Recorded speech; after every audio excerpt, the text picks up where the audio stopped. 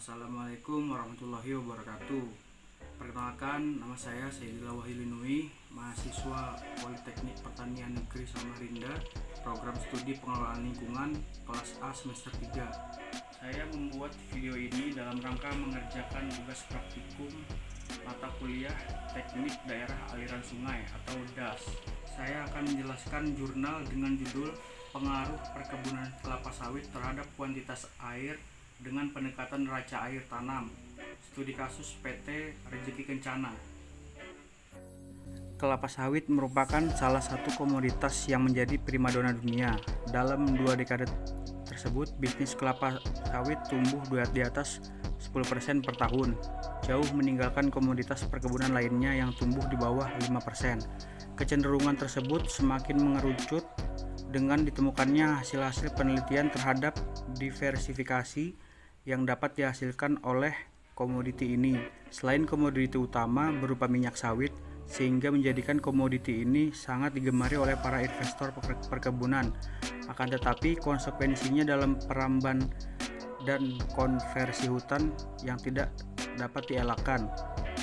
Dan menurut penelitian Harahap dan Darmo Sarkoro 1999 mengemukakan bahwa kelapa sawit memerlukan air berkisar 1.500 hingga 1.700 mm setara curah hujan per tahun untuk mencukupi kebutuhan pertumbuhan dan produksinya. Dibanding tanaman keras atau perkebunan lainnya, kelapa sawit memang termasuk tanaman yang memerlukan ketersediaan air relatif banyak. Kebutuhan air kelapa sawit hampir sama dengan kebutuhan air tebu, yaitu 1.000 sampai 1.500 mm per tahun, dan pisang 700 hingga 1.700 mm per tahun. Tetapi tidak setinggi kebutuhan air untuk tanaman pangan berkisar 1.200 hingga 2.850 mm per tahun atau per 3 musim tanam seperti padi, jagung, dan kedelai.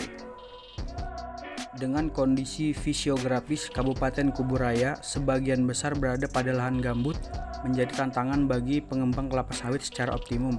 Dengan diberlakukannya Permentan Nomor 14 Tahun 2009 dengan pedoman pemanfaatan lahan gambut untuk budidaya kelapa sawit, pemanfaatan lahan gambut menjadi urgent sehubung dengan fungsi lahan gambut untuk aspek konservasi, mencegah degradasi lahan gambut. Observasi lapangan dilakukan pada rentang bulan Juli sampai dengan September 2013. Tempat pengambilan data primer terletak pada areal PT Rejeki Kencana yang berada di Desa Keras, Kecamatan Pakedai, Kabupaten Kuburaya. Lahan yang ditinjau yaitu lahan perkebunan kelapa sawit dan lahan hutan konversi. Data primer didapat hasil dari pengamatan langsung ke lapangan, yaitu di lokasi perkebunan kelapa sawit dengan cara menguji sampel tanah untuk menentukan kapasitas lapang dan titik layu permanen. Dan untuk data sekunder meliputi data curah hujan, suhu, kelembapan udara, lama penyinaran, iklim, kecepatan dan arah angin yang dapat dari BMG Supadio serta informasi umum mengenai luasan lahan yang didapat dari PT Rejeki Kencana. Neraca air tanam model ini merupakan penggabungan data klimatologi, data tanah, dan data jenis tujuan lahan yang ada. Data klimatologi yang digunakan yaitu rentang periode 2002 hingga 2012. Untuk data tanah berupa kapasitas lapang dan titik layu permanen. Model neraca air tanam yang dikembangkan oleh Thorndike dan Mather 1957 adalah sebagai berikut. 1. Curah hujan. 2. Curah hujan peluang. 3. Evapotranspirasi acuan. 4. Crop coefficient. 5. Evapotranspirasi potensial. 6. Accumulation of potential water loss. 7. Kandungan air tanah. 8. Defisit. 9. Surplus. Nilai koefisien konsumtif tanam yang mempengaruhi nilai kandungan air tanah, tetapi ada faktor lain juga yang mempengaruhinya seperti infiltrasi. Adapun beberapa faktor internal dan eksternal yang mempengaruhi laju infiltrasi seperti berikut. 1. Genangan air di atas permukaan tanah dan tebal lapisan yang jenuh.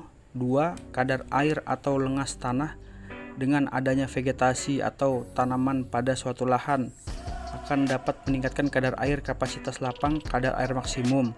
3. Pemadatan oleh tanah curah hujan. 4. Penyumbatan pori tanah mikro oleh partikel tanah halus seperti bahan endapan dari partikel liat.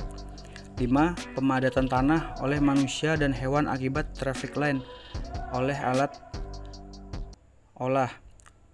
6. Struktur tanah. 7. Kondisi perakaran tumbuhan baik akar aktif maupun akar mati. 8. Proporsi udara yang terdapat dalam tanah. 9. Topografi atau kemiringan lahan. 10. Intensitas hujan. 11. Kekasaran permukaan tanah. 12. Kualitas air yang akan terinfiltrasi. 13. Suhu udara tanah dan udara sekitar. Berdasarkan hasil dari analisa yang dijelaskan pada bab sebelumnya, maka dapat diambil kesimpulan sebagai berikut. Pertama, dari hasil perhitungan neraca air tanam, didapatkan rata-rata nilai evapotranspirasi tanaman yang terjadi di perkebunan kelapa sawit adalah 100 mm per bulan. Nilai tersebut lebih besar bila dibandingkan dengan evapotranspirasi tanaman yang terjadi pada lahan hutan konversi yang rata-rata 95 mm per bulan. Evapotranspirasi ini mempunyai pengaruh yang penting terhadap besarnya ketersediaan air tanah. Semakin besar terjadinya evapotranspirasi, maka akan semakin besar air yang keluar dari sistem tanah. Kedua, besarnya nilai evapotranspirasi dipengaruhi oleh beberapa faktor selain faktor iklim mikro dan faktor tanah. Faktor tanaman juga turut mempengaruhi seperti jenis tanaman, derajat penutupnya, struktur tanaman, stadia perkembangan sampai masak, keteraturannya serta banyaknya stomata. Yang terakhir, berdasarkan nilai surplus air, lahan hutan konversi memiliki nilai surplus lebih besar jika dibandingkan dengan lahan perkebunan kelapa sawit. Nilai surplus pada hutan konversi sebesar 1151 mm per tahun, sedangkan pada lahan perkebunan 1091 mm per tahun. Curah hujan yang efektif pada periode waktu tertentu menentukan kedalaman muka air tanah melalui perubahan infiltrasi.